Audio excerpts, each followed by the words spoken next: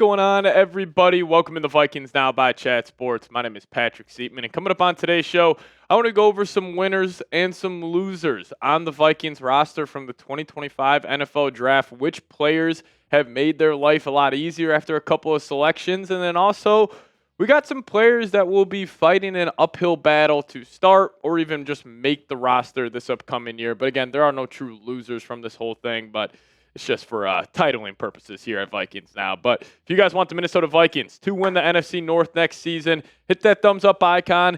This is my number one goal for the Vikings heading into next year. You know, obviously I want a playoff win. I want JJ to look good. I want to win 10-plus games. But if I had to, pinpoint one major goal I got, bring home that NFC North title. So if you guys could, hit that thumbs up icon down below if you want the Vikes to win the NFC North.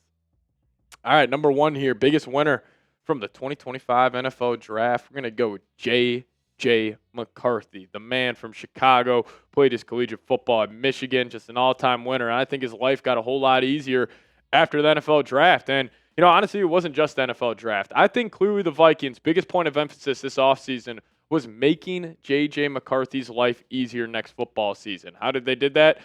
All right, we'll go pick up Will Fries. We'll go pick up Ryan Kelly. And then in the draft, we'll go draft a guy like Donovan Jackson. And now you're looking at this Vikings offensive line. You're saying there's no weak spot. This should be one of the best units in the National Football League. And I like the self-awareness that the Vikings organization showed this offseason where they were saying, hey, what made J.J. McCarthy such a winner at Michigan? Well, he had a great run game. He had a great offensive line. And the Vikings have done that this offseason. You improve the offensive line, and just doing so should improve the run game right here. Like the Vikings, I think the worst case scenario for the Vikings rushing offense this year would be like 15th in the league. They should be a top 10 unit. Now, this past year was a whole lot better from 2023 and 2022. Now, I chalk up these 2 years. Yes, the offensive line play wasn't too good, but I thought Dalvin Cook was pretty bad in 22 and Madison was for sure bad in 23. Now, I thought Aaron Jones was pretty solid this year, but you still need to be better than 19th in the league in running the football. And also, I think what would help that is you added Jordan Mason. You got this 1-2 punch in the backfield now where you got Aaron Jones, a do-it-all guy. You could just make dudes miss in space at a very, very high level. And then you got Jordan Mason, kind of the thumper of this unit. The bringing the physicality should improve the goal line rushing as well. But I think on top of everything the Vikings have done this offseason to help J.J. McCarthy, I think drafting Donovan Jackson was just the icing on that cake. But another big winner from the NFL Draft. How about cornerback, former third-round pick out of USC, Mekhi Blackman. Now, fortunately, Mekhi did tear his ACL. I think it was in July last season. But I think it was pretty telling that the Vikings did not draft a corner that they have a lot of faith in Mekhi Blackman taking that next step. And also Isaiah Rodgers. Byron Murphy, true CB1. He'll be playing some nickel majority of the time. He'll be in the slot. But also now you got guys on the outside like Blackman, Isaiah Rodgers, Jeff Okudah, even Dwight McGlothern if he gets in there. But I thought it was very telling. And specifically, not just during the first round of the draft, but more specifically that third-round pick of them going Ty Felton over a corner. I think that's telling me the Vikings have a lot of faith in Mekhi Blackman and also Isaiah Rodgers stepping up next season. Like Rodgers, he's always graded out very well according to PFF, but he also did not play in a lot of snaps. And a little NBA comparison here is okay, you can average a very efficient 15 points per game, but can you average an efficient 22, 25 points per game? That's going to be the question with Rodgers. You look great in limited snaps, but as a full-time starter, can you maintain that style of play and just that productivity that you have had? We'll wait and see. But Mekhi Blackman, he had a great rookie year. Unfortunately, what happened to him last year, tearing that ACL, but Vikings clearly got a lot of faith in him stepping up. And also another guy in the organization in the secondary that they got a lot of faith in is Theo Jackson, the safety. Signed him to a 3-year extension this offseason. And a lot of people when that round 1 pick came around, you had Malachi Starks, you had Nicky Minwori on the board. And listen, I was hoping the Vikings would draft both those guys, but I think them passing on that to, lean into Donovan Jackson, the offensive lines, telling me they got a lot of faith in Theo. Now you may be saying, well, Patrick, the Vikings already have 2 really good safeties. Well, the Vikings run this bandit defense where you have 3 safeties on the field. They run that 97% of the time. So you're probably going to see Theo Jackson on the field 97% of the time next season. And I can't wait. He was great when he filled in for Harrison Smith last year in the Seahawks game, had the game-sealing interception, 90-plus overall PFF grade. But literally when I was scripting out this video and I was like, okay, Vikings run bandit 97% of the time. You got these 3 guys. Well, who's behind him. It's really just Jay Ward. And that's why the thinnest position group on the Vikings is safety by far. Like, even if the Vikings, like, let's just say Isaiah Rodgers had to miss some time. All right, you still got a guy like Jeff Okudah. You still got a guy like Dwight McGlothern stepping in. But, man, if Harrison Smith has to go down for a couple of weeks, you got Jay Ward stepping in. I like Jay Ward, but maybe Jay Ward should have been a winner on this list as well. Just talking about the Vikings coaching staff having faith in some of these guys. But safety, I don't know if they'll make another move before the season. They might. Maybe they go try to get a Justin Simmons or, a Julian Blackmon or something, two guys who are still out there on the market. But, clearly they got faith in Theo Jackson because this is the thinnest position group by far, and you did not address it in the NFL draft. And another winner for me, I'm going to go head coach here, Kevin O'Connell, KOC, Coach of the Year. It's funny enough, in the Up and Adams interview he had with Kay, apparently Kevin O'Connell doesn't have his Coach of the Year trophy, and they have no idea where it's at. So hopefully KO can get his hands on that trophy here before the season starts. But honestly, why I have Kevin O'Connell as a winner is just because offensively there is no excuse for him. Like, if the Vikings aren't able to run the ball, that will fall on him. Because even if J.J. McCarthy is the biggest bust of all time at the quarterback position, that's only the passing game. Like, you should be able to be a top 10 rushing offense this upcoming season. You got two good running backs. You got a very damn good offensive line. And you at least have the weapons on the outside to take the pressure off the running game. So there's no excuse for Kevin O'Connell. And that's why I think he is a winner, because the Vikings will be able to run the ball. He's going to have every single card he wants to play on any given Sunday, any game, any matchup, with just how stacked this team is personnel-wise offensively. But I'll ask you guys this.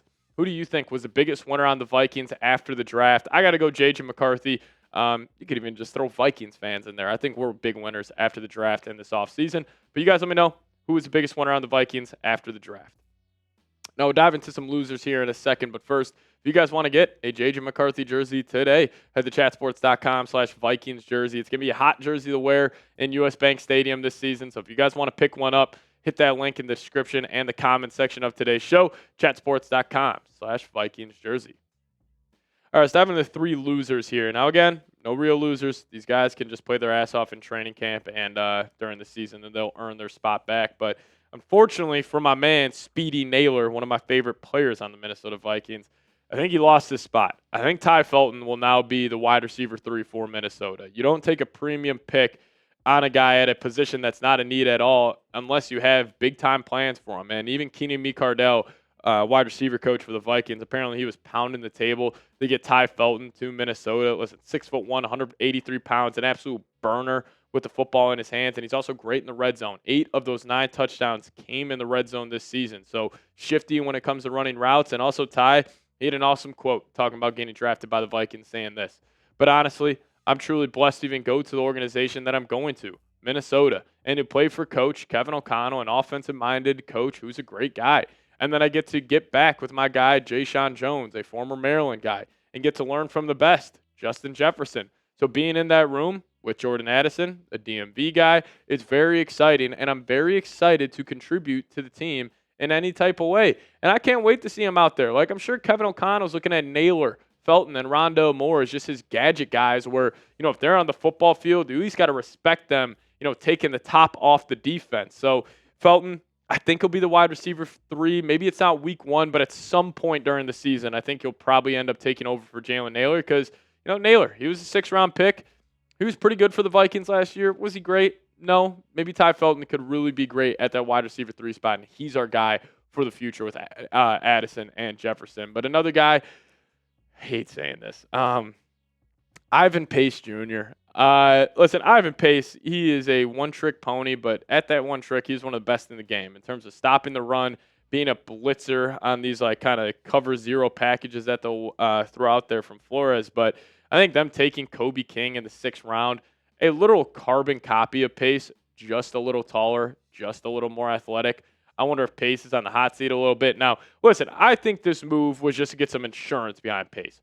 Will Pace be the starter for all 17 games if healthy? 110%. But maybe they're thinking about after, Pace's rookie contract's done. Maybe they think Kobe King could step in. But honestly, the Kobe King move, I just like it because Pace plays such a reckless style of play. He'll probably end up having to miss a game just to recover his body, here and there. So you got a guy like Kobe King who just step in and play the exact same role in a Flores defense where guys have, yes, they have a multitude of different responsibilities they have to do, but it's also very condensed at the same time. And Kobe King, just his skill set is identical to Pace. So that's why Pace is a loser here. And also, final loser, the punter, Ryan Wright. Now, this was nobody that the Vikings drafted, but it was actually a UDFA that they signed. They picked up a punter out of Auburn. That was Oscar Chapman. I think we're going to have a punter battle again. Listen, the Vikings had a punter battle last offseason. I thought Ryan Wright was not going to make the 53-man roster, but they decided to bring him back. He's got a great leg. He can kick the ball. It feels like 150 yards in the air. But pinning it inside the 20, it's never been his strong suit here. So maybe Kevin O'Connell, Matt Daniels, special teams coordinator, maybe they want to go a guy like Oscar Chapman, give him that chance, punter out of Auburn. But if you guys made it to the end of today's show, just hit me with a skull down below in the comment section. Also hit me up on Twitter at Pat Siebes, the handle. See y'all next time. As always, Skull Vikes.